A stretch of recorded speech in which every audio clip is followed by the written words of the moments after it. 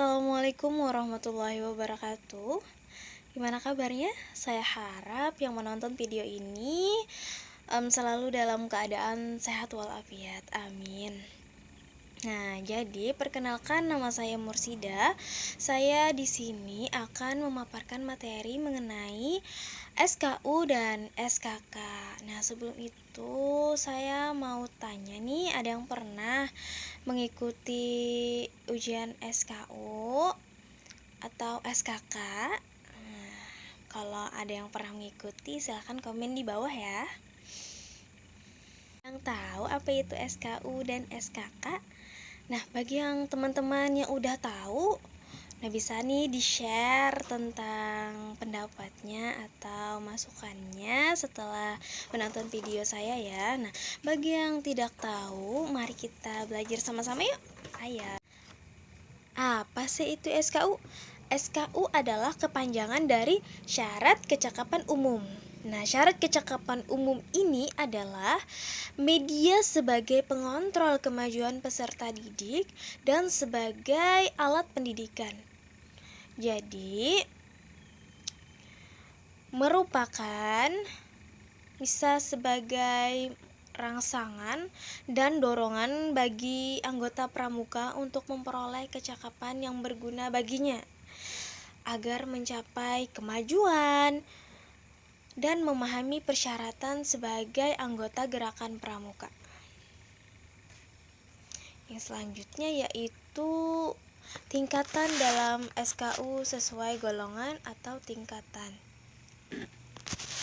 SKU itu disusun menurut pembagian golongan usia pramuka, yaitu golongan yang pertama ada siaga, yang kedua ada penggalang, yang ketiga penegak, dan yang keempat pendegat. Untuk anak usia siaga itu bisa dari umur 7 sampai 10 tahun. Untuk penggalang usia anak 11 sampai 15 tahun.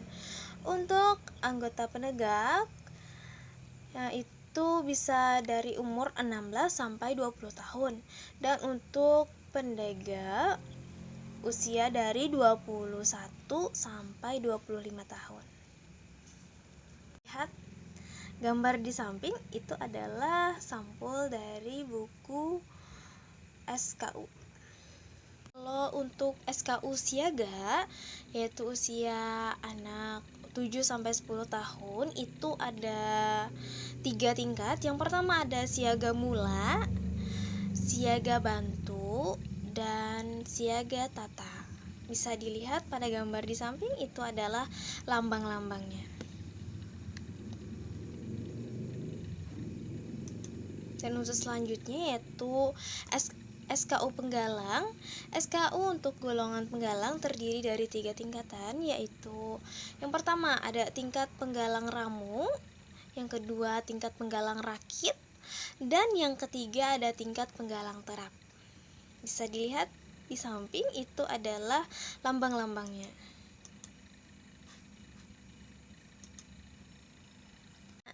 Nah, untuk selanjutnya yaitu SKU penegak.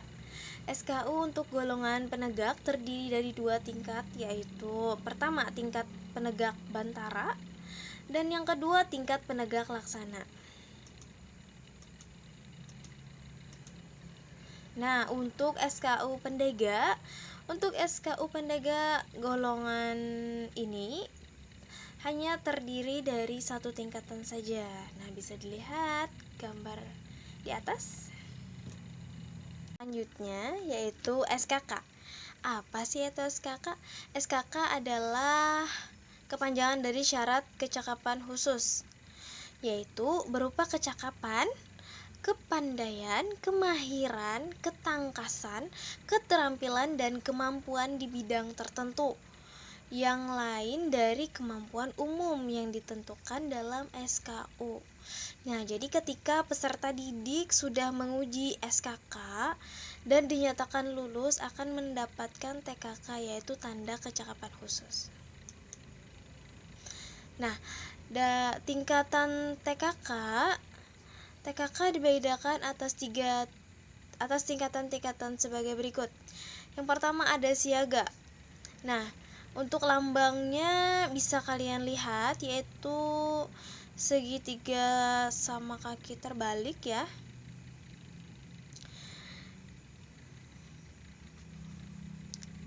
Jadi hanya satu tingkat berbentuk segitiga, puncaknya di bawah dengan panjang sisi 3 cm dan tinggi 2 cm.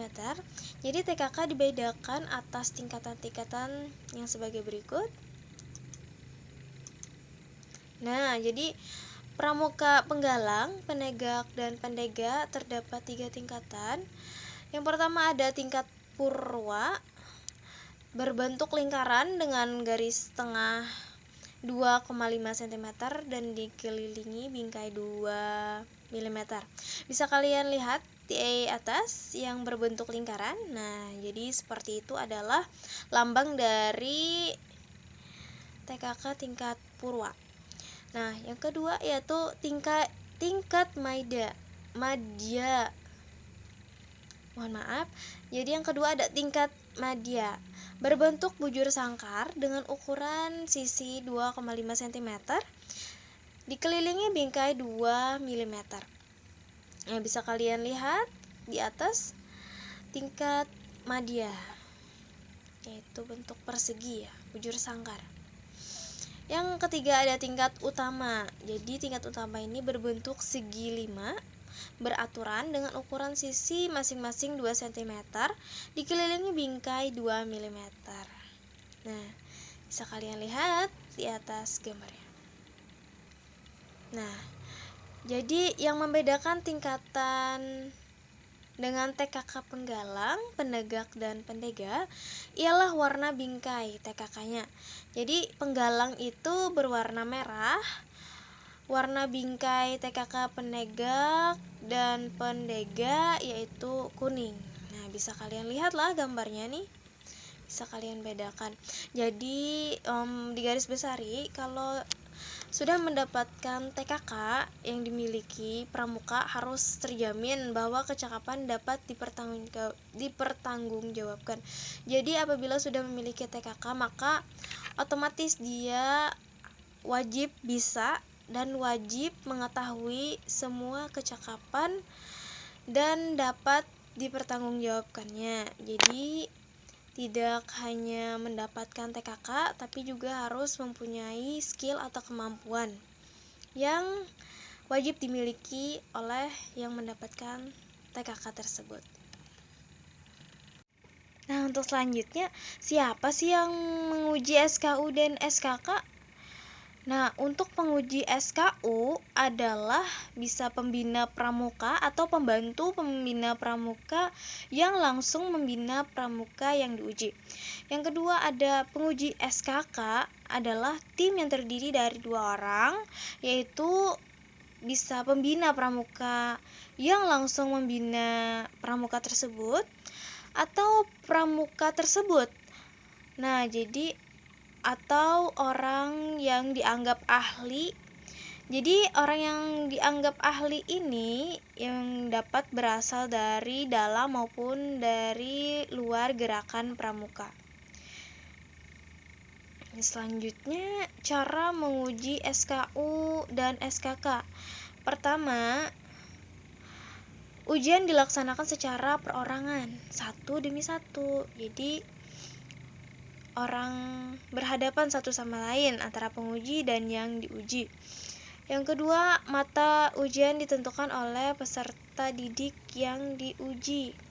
Yang ketiga, mohon maaf. Waktu yang diuji ditentukan sesuai dengan kesepakatan antara pembina atau pembantu pembina dengan yang diuji. Yang keempat, penguji hendaknya berusaha agar proses ujian itu juga dirasakan oleh peserta didik sebagai proses pendidikan yang menyenangkan. Yang kelima, penguji hendaknya memperhatikan batas-batas kemampuan mental, psikis, dan intelijensi, emosi, dan jiwa sosial pramuka yang diuji. Yang keenam, penguji hendaknya memperhatikan ikhtiar, ketekunan, dan kesungguhan yang sudah dijalankan oleh yang diuji. Penguji membubuhkan paraf atau tanda tangannya pada daftar mata ujian SKU milik yang diuji yang dinyatakan lulus. Baik, sekian. Terima kasih. Semoga dapat dipahami ya.